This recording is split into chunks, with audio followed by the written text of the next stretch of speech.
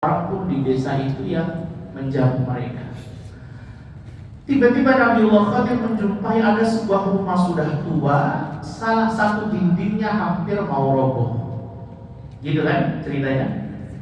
Lalu kemudian oleh Nabiullah Khadir dinding itu secara sukarela beliau tegakkan lagi, beliau renov lagi sampai akhirnya betul-betul bagus dan tegak. Nah, di titik ini Nabiullah Musa itu nggak mau protes sebenarnya. Beliau juga ingat dengan kesepakatannya bahwa ada kesepakatan nggak boleh protes, nggak boleh mempertanyakan apa saja. Tapi di titik ini Nabiullah Musa itu cuma usul. Apa usulnya? Lau syi'ta lattakhadta 'alaihi ajra. Wahai Khadir, kalau engkau berkenan dan mau, engkau bisa minta upah kepada orang yang punya rumah ini.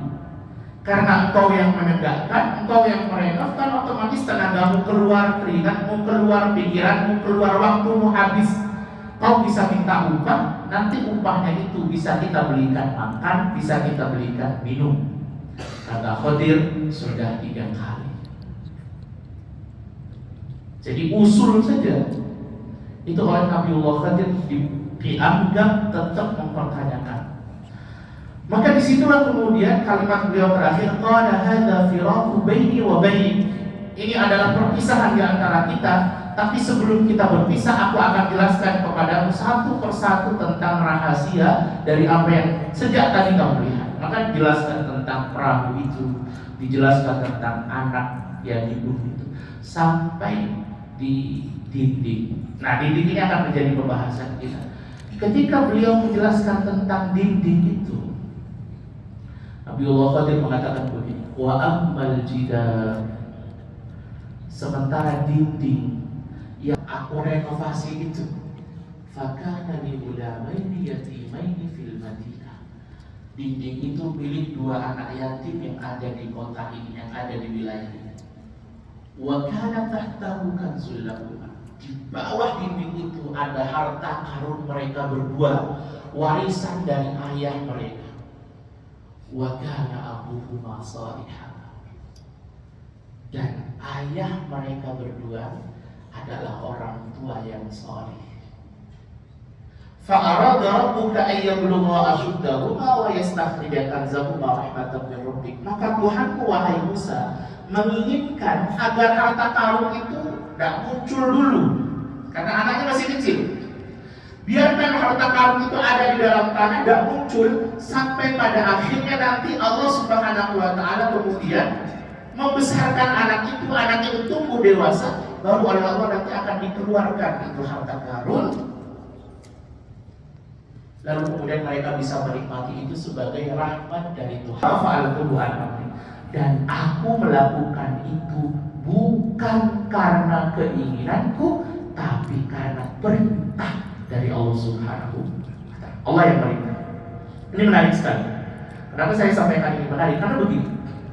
Rupanya Allah Subhanahu wa Ta'ala itu sampai bela-belain, kalau bahasa kita, menjaga, melindungi harta karun 2 anak yatim itu gara-gara ayahnya saleh, gara-gara orang tuanya saleh.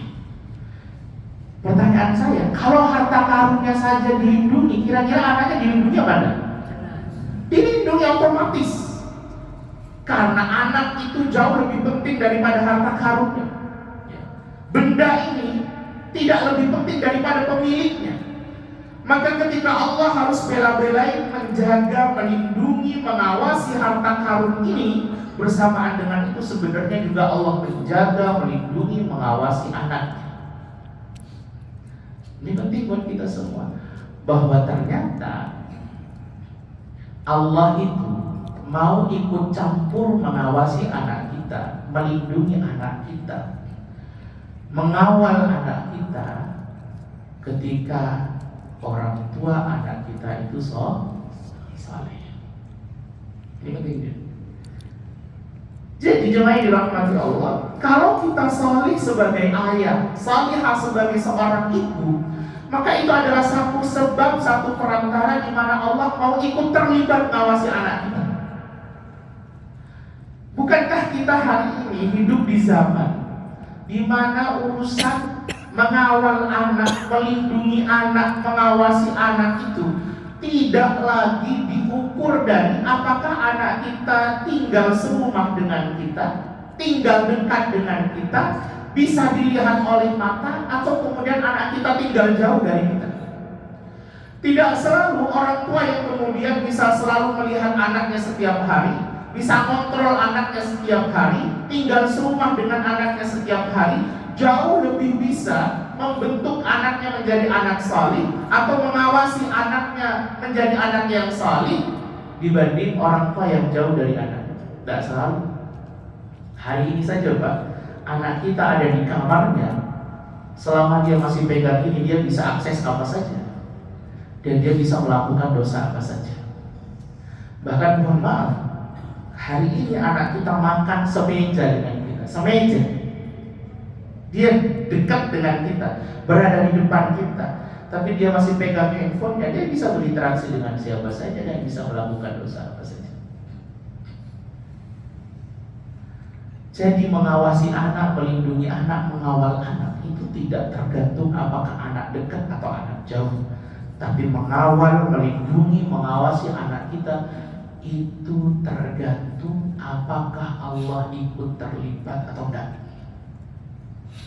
Kalau Allah ikut terlibat mengawasi anak kita, sejauh apapun dia tinggal dengan kita, mungkin di luar kota, mungkin di luar negeri, dia tetap akan paham mana yang boleh saya lakukan, mana yang tidak boleh saya lakukan.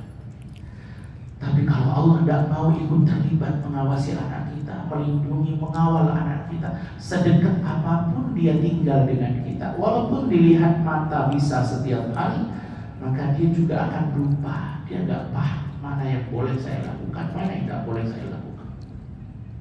Dan salah satu sebab Allah mau ikut mengawasi anak kita, Allah mau ikut melindungi anak kita, manakala kita sebagai orang tua adalah orang tua yang salih, yang taat sama Allah Subhanahu wa Ta'ala. Ini penting karena sebenarnya mengawasi, melindungi, mengontrol anak kita itu adalah Allah yang kontrol. Karena yang punya hati anak kita siapa? Allah.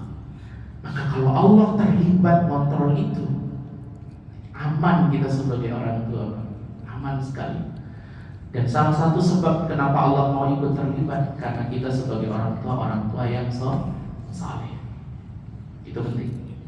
Kemudian yang kedua, ini menarik sekali. Kalau kita melihat ayat ini, kita akan menjumpai kalimat wa kana abuhuma shalihan. Dan ayah dari dua anak yatim ini adalah anak ayah yang saleh atau orang tua yang saleh. Ini bisa ayah, bisa ibu, dua-duanya. Kalau kita melihat tafsirnya, sebagian ahli tafsir menafsirkan kalimat ayah, abun, ayah di dalam ayat ini. Sebagian ahli tafsir mengatakan al-ab as-sabi, ayah yang ketujuh. Coba bayangkan, ayah yang ketujuh, kebaikan dari ayah yang ketujuh itu ternyata berefek kepada anak turunnya. Bapak tahu ayah yang ketujuh? Bukan istrinya punya suami 7 gitu, enggak. Ayah yang ketujuh itu adalah ayahnya, kakeknya, buyutnya, terus apa lagi? Apa lagi Pak? Susah. Apa Pak? Timbulan. Sampai 7 pokoknya ya, sampai 7.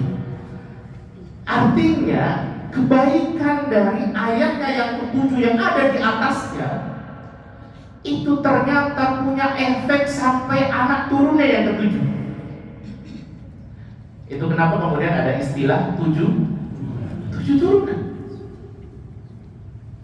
Karena memang di dalam Al-Quran sebagian ahli tafsir mengatakan kalimat ayah di dalam ayat ini itu adalah al-ab as-sabi, ayah yang ketujuh. Maka perbuatan baik dari ayah yang ketujuh itu ternyata punya efek sampai anak turun yang ketujuh. Jadi ayah dari dua anak yatim ini bukan ayah langsung, tapi ayah yang ketujuh. Kebaikan dia itu ternyata berefek kepada anak turunnya. Bahkan Bahkan yang lebih ekstrim lagi, sebagian ahli tafsir juga mengatakan al-ab al-ashir, ayah yang ke-10. Maka sebenarnya ketika kita hari ini melakukan kebaikan, melakukan ketaatan, kita menjaga sholat, kita beramal salih, kita birrul walidain dan lain sebagainya, itu sebenarnya kita sedang berinvestasi pada keturunan-keturunan yang baik ke bawah kita. Karena setiap kebaikan yang kita lakukan pada akhirnya punya efek kepada anak turun kita, anak kita, cucu kita, cicit baik, terus ke bawah, itu punya efek. Itu punya efek sekali. Saya pernah ingat beberapa tahun yang lalu, kami itu di Masjid Ar-Rahmah Perak itu pernah mengundang salah satu hafidz cilik yang sangat luar biasa, namanya Najah. Bapak tahu Najah ya? Itu anak luar biasa, saya pikir itu ajaib sekali. Anak itu dia punya keterbatasan dari sisi fisik, lumpuh, tidak bisa jalan, tapi kemudian urusan bicara juga kepada orang dia tertantang. Oh iya, ada. Tapi menariknya hafal Quran 30 juz.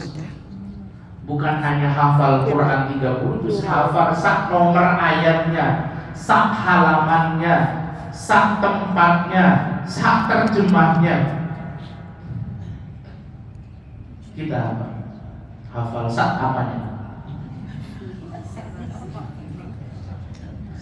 Coba bayangkan, itu anak umur masih sangat kecil sekali, tapi kemudian penuh dengan keterbatasan. Tapi dia seperti Quran berjalan, dan itu sebuah keajaiban yang luar biasa. Saya melihat itu, mestinya secara logis itu tidak mungkin. Tapi Allah Subhanahu wa Ta'ala punya takdir. Cuma yang menarik begini, ketika Najah datang, dia datang waktu itu dengan ayah ibunya, dibawa semua. Karena memang Najah itu nanti akan bicara ketika sesi tes. Jadi para jamaah ngetes dari ayat mana saja, dia akan melanjutkan begitu. Tapi yang akan memberikan penjelasan lebih detail dan sambutan lebih panjang biasanya ibunya atau ayah. Nah, di momen itu ternyata yang memberikan sambutan itu ibunya. Saya masih ingat betul. Nah, kalimat yang masih sampai hari ini saya simpan dan saya terus sampaikan kepada banyak orang. Ketika ibunya mengatakan begini, Najah ini bisa seperti ini, itu bagi kami keajaiban. Karena terus terang, saya kata ibunya dengan bapaknya Najah atau ayahnya Najah itu orang umum, bukan lulusan pesantren, bukan background agama. Saya kata dia ibu rumah tangga, sementara ayahnya Najah itu pegawai perbankan syariah di Lombok kalau nggak salah begitu. Artinya itu semuanya orang umum, bukan tamatan pesantren, bukan alumni pesantren. Tapi kalimat berikutnya membuat saya terhentak ketika dia mengatakan, tapi Najah seperti hari ini. Itu kami yakin betul. Itu adalah efek dari kebaikan buyut-buyutnya. Karena dulu kami punya buyut kami itu adalah seorang tuan guru di Lombok. Jadi coba dirahmati Allah, ini penting sekali buat kita, bekal buat kita semua, bahwa kebaikan kita itu bukan hanya dinikmati oleh kita, tapi juga dinikmati oleh anak turun kita. Maka kalimat tolonglah anakmu itu sebenarnya ketika kita menginginkan anak kita salih, maka salah satu cara menolongnya adalah dari diri kita sendiri. Tolong anak kita itu dengan mempersolih diri kita sendiri. Tolong anak kita itu dengan memperbaiki ibadah-ibadah kita kepada Allah Subhanahu wa Ta'ala. Karena sebenarnya ketika kita melakukan berbagai macam kebaikan, di satu sisi kita sebenarnya sedang melayakkan diri di hadapan Allah bahwa kita layak dikasih anak yang soleh. Maka tahajud kita, qiyamul lail kita, sholat jamaah kita, sedekah kita, perbuatan baik kita kepada banyak orang, itu sebenarnya adalah ikhtiar kita untuk melayakkan diri di hadapan Allah agar Allah memberi hidayah kepada anak kita, agar Allah melindungi, mengawasi anak kita. Jadi Kesolihan orang tua itu berefek betul sama anak-anaknya. Bahwa solihnya kita itu menjadi sebab Allah mau ngawasi anak kita. Solihnya kita itu ada investasi untuk melahirkan duriah-duriah thayyibah, duriah-duriah baik. Maka kalau jenengan melihat ada bapak, ada Ustaz saya melihat kata kalau begitu, bapaknya pemabuk, bapaknya pemabuk, judi. Tapi anaknya Masya Allah Ustaz, setiap hari datang ke masjid, setiap hari aktif di masjid, sholat berjamaah. Itu bisa jadi itu karena kebaikan kakeknya, kebaikan buyutnya, kebaikan yang di atas. Itu pentingnya ya. Cuma dirahmati Allah. Terakhir bukan terakhir, maksudnya terakhir dari pelajaran ayat ini karena waktunya masih cukup panjang. Ada juga di dalam ayat ini kalimat wa kana tahtahu kanzul lahum. Di bawah dinding yang direnov sama Nabiullah Khadir alaihissalam itu kans, ada kans. Kans itu kalau bahasa kita ada harta karun. Ya? Ada harta karun warisan dari ayah mereka, ayah yang saleh itu. Nah, para ulama tafsir berbeda pendapat tentang harta karun itu. Sebagian mengatakan harta karun yang dimaksud adalah lauhun min dzahab, kotak peti yang terbuat dari emas. Oh, itu mahal sekali. Itu warisannya. Tapi sebagian yang lain mengatakan waraqat fiha ilm. Harta karun yang dimaksud yang tertanam di dalam tanah itu adalah lembaran-lembaran yang tertulis di dalamnya ilmu. Ini kan jauh nih Pak, dua pendapat ini jauh bertolak belakang. Maka Imam Ibnu Abbas membuat irisan agar dua pendapat ini menjadi nyambung dengan mengatakan bahwa kans atau harta karun yang dimaksud itu adalah lauhun min dzahab tuktabu fiha ilm. Jadi harta karun yang dimaksud itu adalah peti yang terbuat dari emas yang di dalamnya ada lembaran-lembaran yang tertulis ilmu. Ini menarik. Bahwa ayah yang salih, orang tua yang salih, ketika dia menyiapkan warisan buat anaknya untuk masa depan anaknya, tidak hanya fokus pada mewariskan harta. Kita boleh Pak menyiapkan untuk anak kita pekerjaan, rumah yang baik, saham, perusahaan, harta, emas boleh. Karena sebagai seorang ayah, sebagai seorang ibu, kita punya naluri, kita tidak menginginkan agar anak-anak kita itu kemudian dia besar, dewasa, masa depannya nerongsong. Kan kita gak pengen. Tapi bersamaan dengan itu, mestinya ayah yang salih juga menyiapkan ilmu, membekali anaknya dengan ilmu, membekali anaknya dengan iman. Kenapa seperti itu? Karena harta warisan yang tidak dibekali dengan ilmu dan iman itu bisa jadi malapetaka. Betapa banyak hari ini sesama saudara harus saling membunuh hanya gara-gara harta warisan.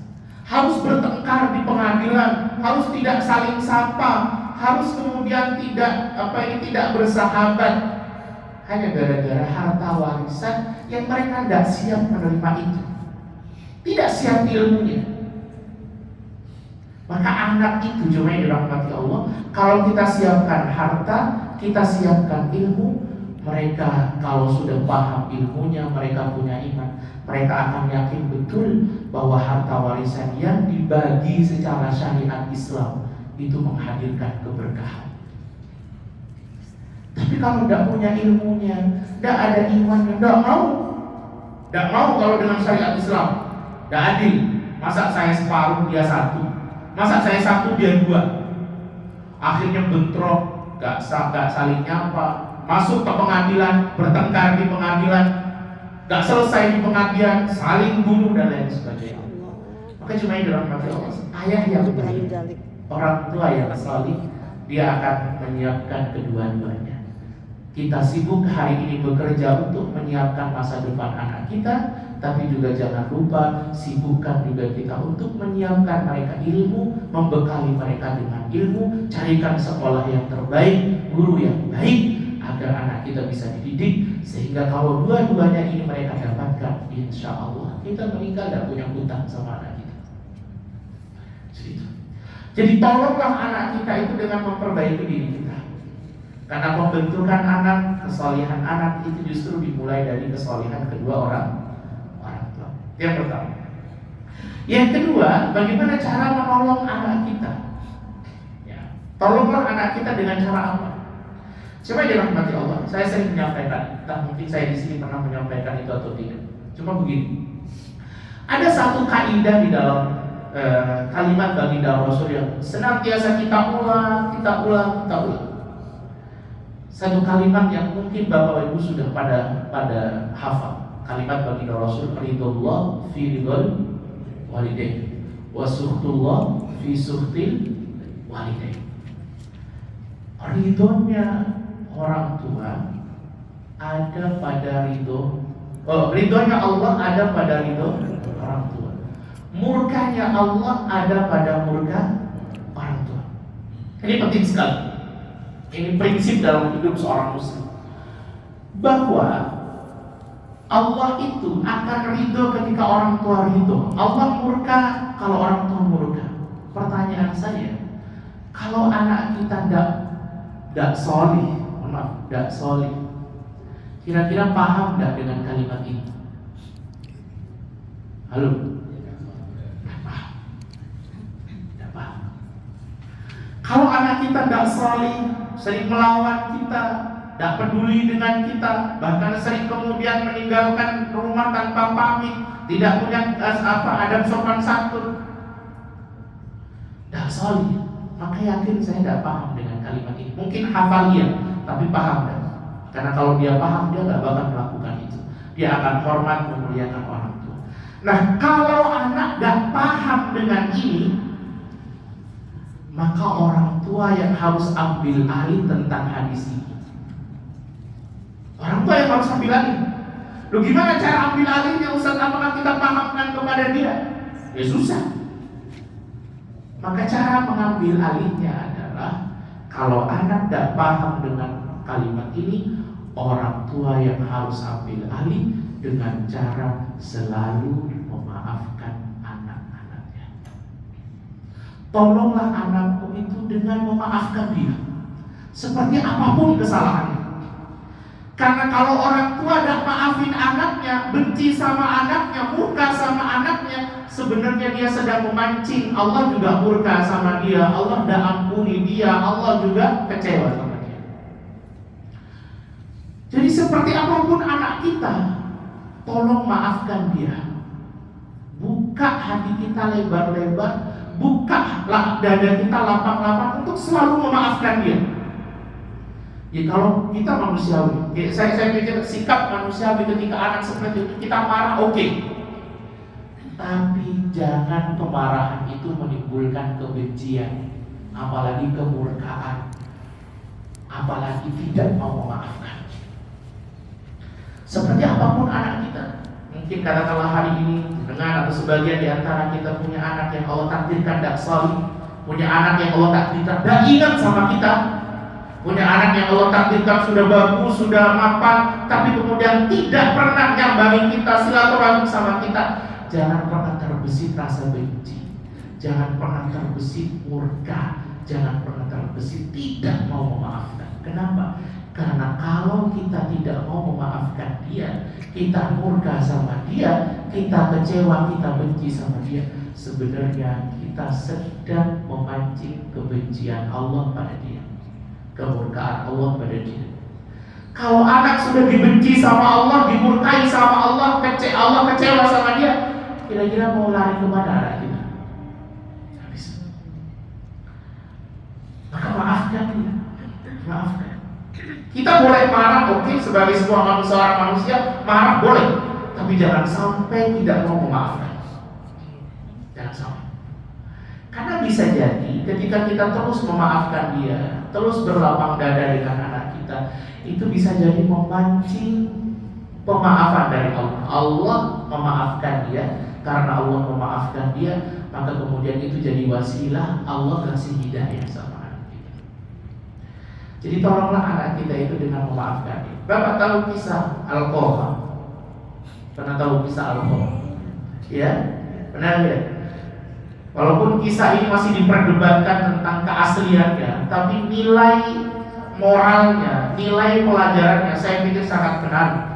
Di mana Alqamah ini jemaah yang dirahmati Allah, konon disebut sebagai sahabat baginda Rasul, yang dia orang baik, dia sering sholat berjamaah, dia sering sholat di Masjid Nabawi. Cuma masalahnya, ketika kemudian dia sudah punya istri, tiba-tiba dia lebih condong pada istrinya. Bahasa kita, mungkin istrinya lebih dominan, mungkin istrinya lebih ngatur, katakanlah begitu, sehingga Alqamah ini hampir-hampir lupa sama ibunya. Sudah tidak lagi sering nyambangi ibunya, sudah tidak lagi kemudian sering silaturahim, sering kemudian bersama ibunya. Dia kemudian lebih mementingkan istrinya daripada ibunya. Oke, saya ingin sampaikan sama ibu-ibu, tolonglah suamimu itu dengan berbakti sama orang tuanya. Jangan sampai istri itu cemburu melihat suaminya berbuat baik sama orang tuanya. Ini masalah besar. Ketika seorang istri cemburu saat melihat suaminya berbuat baik sama orang tuanya, maka kalau bahasa saya walaupun agak kasar, itu seperti menghadirkan neraka di dalam rumah tangga. Abang-abang nyaman. Justru sebaliknya, istri bekerja sama dengan suami untuk berbakti sama orang tuanya suami. Suami bekerja sama dengan istri untuk memberi kesempatan kepada istri berbakti sama orang tuanya. Itu kalau sudah begitu jemaah dirahmati Allah, insyaallah aman tentram. Kalaupun oleh Allah Subhanahu wa taala dan dikasih nikmat rezeki berupa harta, tapi insyaallah adem-adem itu. Nah, Alqamah ini sebaliknya, dia malah mementingkan istrinya juga tidak mendukung dia untuk berbakti sama orang tuanya. Maka apa yang terjadi? Ibunya kecewa.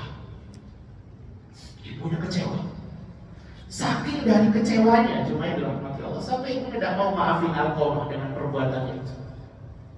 Hingga akhirnya, sekali lagi saya sampaikan, walaupun kisah ini masih diperdebatkan, tapi nilai moralnya luar biasa. Hingga akhirnya jemaah yang dirahmati Allah, suatu hari Alqamah hendak meninggal.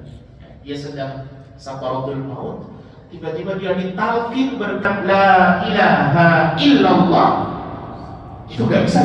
Susah sekali mulutnya itu kemudian mengucapkan kalimat itu. Sampai dicari-cari apa penyebabnya. Hingga akhirnya ada yang mengatakan bahwa ibunya tidak ridho sama anaknya. Sampai ketika anaknya mau meninggal, ibunya gak datang. Maka oleh baginda Rasul kemudian ibunya disamperin dan dimintai agar anaknya dimaafkan. Kata ibunya tidak mau maafin. Anaknya lu terengah-engah, berat dia sakaratul maut, tidak mau maafin. Udah kecewa. Maka kata baginda Rasul, ya sudah, kalau tidak mau maafin, ini sakaratul mautnya berat. Ya sudah, kita kumpulkan kayu saja, kita bakar saja. Maka kalimat ketika ibunya mendengar anaknya mau dibakar, naluri keibuannya muncul. Dia tidak rela kalau sampai anaknya dibakar, maka dia mengatakan saya maafkan dia. Tapi ketika dimaafkan, Allah lepas ikatan yang ada di dalam tenggorokannya itu. Maka dia mengucapkan kalimat tauhid dan dia meninggal. Jadi penting. Bukan hanya seorang, saya selalu mengatakan bahwa kalimat ini sering dimaknai dari bawah ke atas saja, dari anak ke orang tua saja. Sebenarnya juga kalimat ini ridallah fi ridal walid itu perlu juga dimaknai dari atas ke bawah. Dari orang tua kepada anak. Bahwa ketika orang tua berlapang dada terus kepada anak, orang tua kemudian memaafkan anak, itu berpengaruh sekali kepada kesalehan anak. Jangan sampai kedongkolan kita, kecewanya kita itu menghadirkan kebencian kepada anak kita, menghadirkan rasa tidak mau maafin dia. Pak, tetap pada akhirnya anak kita itu adalah darah daging kita. Kita menginginkan dia tumbuh dalam keadaan soleh. Kalau Allah takdirkan hari ini kemudian tidak soleh, maka maafkan dia. Maafkan dia. Karena pemaafan orang tua itu berpengaruh sekali. Berpengaruh sekali. Terutama kalau sudah sepuh, Pak, anak sudah punya kehidupannya sendiri, sudah sering tidak jengukin kita, sudah sering tidak lagi berinteraksi sama kita, sudah kemudian sibuk dengan anaknya, sibuk dengan istrinya. Tolong tetap doain dia, tetap maafin dia, tetap maafin dia. Itu yang kedua. Yang terakhir, sudah masuk Pak ya? Terakhir. Tolonglah anak kita itu dengan memperbanyak mendoakan dia. Kita punya fasilitas ini yang tidak dimiliki oleh yang lain. Kata baginda Rasul, "Talatu da'awatin la turad." Ada 3 doa yang tidak akan Allah Subhanahu wa taala tolak. Yang pertama, da'watul walid liwaladihi. Doanya orang tua untuk anaknya. Jangan sampai kita sebagai jadi seorang bapak, jadi seorang ibu, tidak pernah ingat doakan orang tua, doakan anak. Terutama ibu. Saya pesan terutama ibu, karena di dalam Al-Quran kesolihan anak itu hampir sebagian besarnya ikut ibu. Ikut ibu. Itulah kenapa kemudian di dalam Al-Quran ketika kita membaca kalimat wasainal insana biwalidayhi ihsana, dan kami wasiatkan kepada seluruh manusia, Nasraninya, Islamnya, Majusinya, Yahudinya, seluruhnya untuk berbuat baik sama kedua orang tua. Kenapa? Alasannya hamalat ummuhu kurha wa wadu'athu kurha. Karena ibunya yang mengandungnya dengan susah payah dan ibunya yang menyusuinya juga dengan susah payah. Alasan paling prioritas kenapa kemudian anak diminta bakti sama orang tua, karena ibu. Maka sebagian besar anak itu, kalau bahasa kita, melok ibunya. Nabiullah Nuh itu punya anak dak solih, salah satu karena faktor ibunya juga dak solih. Nabiullah Ibrahim alaihissalam punya istri Hajar, punya istri Sarah, dua-duanya solih, karena Hajar dengan Sarah juga solihah.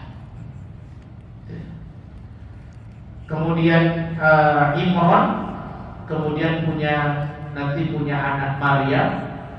Maryam punya anak Isa. Walaupun Maryam ini dia bahasa kita single parent sejak awal, tapi karena Maryam ini salihah cuma dirahmati Allah, dia melahirkan seorang anak namanya Isa bintu Maryam. Isa anaknya Maryam itu anaknya salih.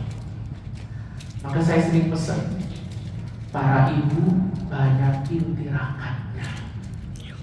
Tolong anak-anak itu dengan memperbanyak sholat, memperbanyak doa.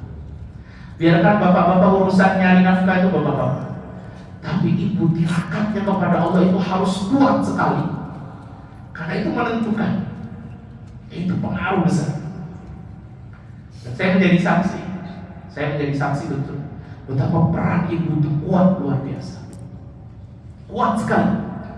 Ya karena balik lagi Quran mengatakan hamalat ummuhu kurha wa wada'athu kurha. Anak itu diminta bakti sama orang tua, salah satu alasan yang paling kuat karena ibunya mengandungnya dengan susah payah, menyusuinya juga dengan susah payah. Tidak ada kalimat ayah di sini, tidak ada. Itulah kenapa kemudian baginda Rasul mengatakan ummuka tsumma abuka. Ibumu kemudian ayah. Maka tolong anak itu dengan memperbanyak doa kepada Allah Subhanahu wa taala. Doa dalam duha, doa dalam tahajud, doa dalam sujud-sujud.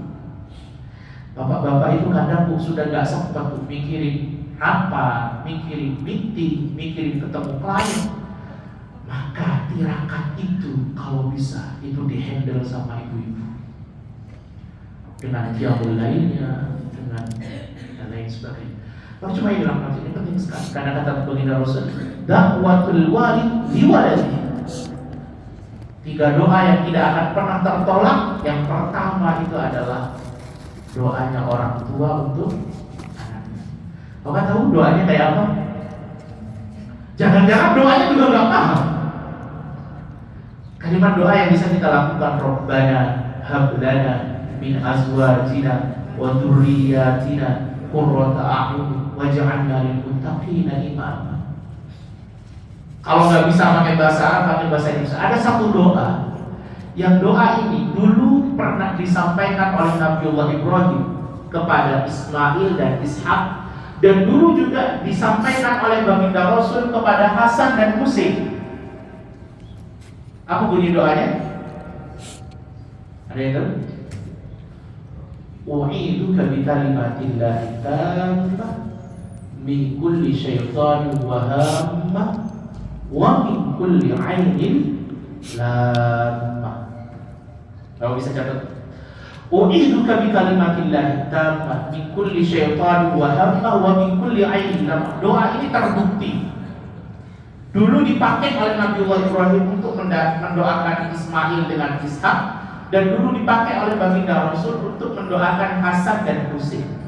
Apa artinya? U'iduka bi kalimatillahi tammah. Aku memohonkan perlindungan kepada Allah untukmu anakku.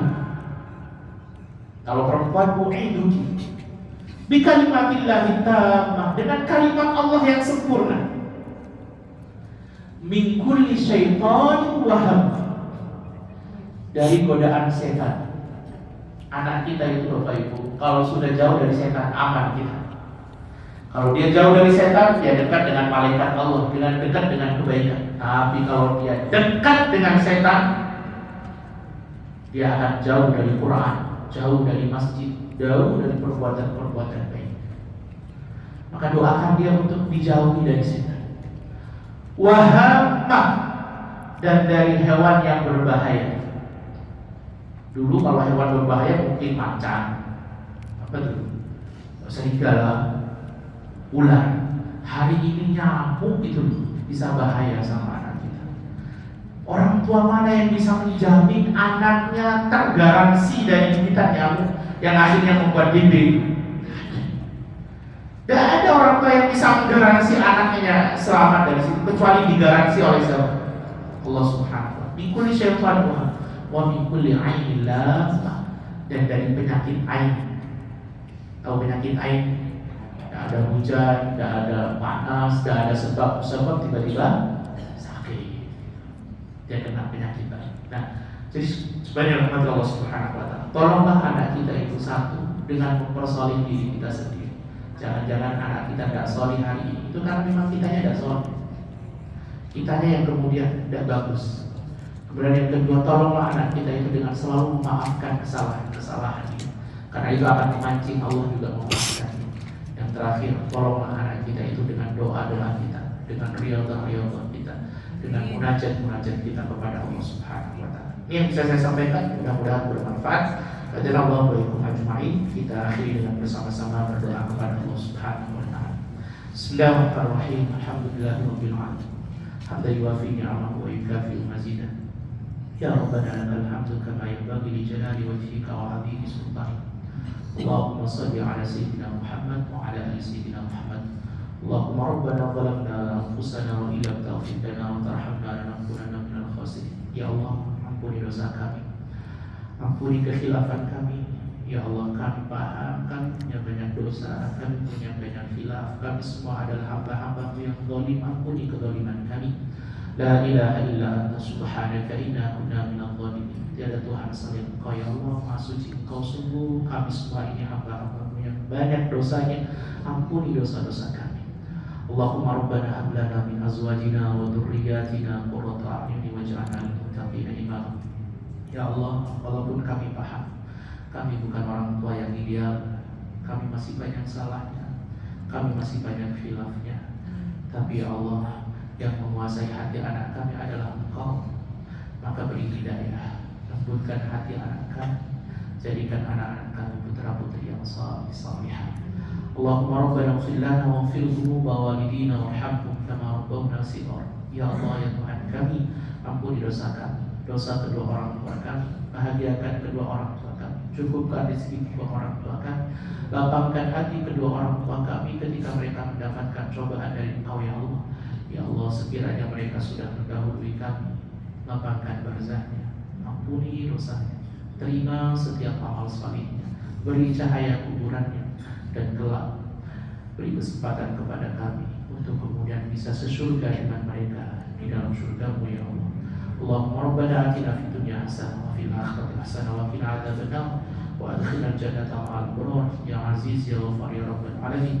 Wa sallallahu ala sayyidina wa habibina wa qurrati a'yunina Muhammadin wa ala alihi wa sahbihi ajma'in. Alhamdulillahi rabbil alamin. Subhanakallahumma wa bihamdika asyhadu an la ilaha illa anta astaghfiruka wa atubu ilaik. Mohon maaf apabila ada kesalahan. Assalamualaikum warahmatullahi wabarakatuh. Waalaikumsalam warahmatullahi wabarakatuh.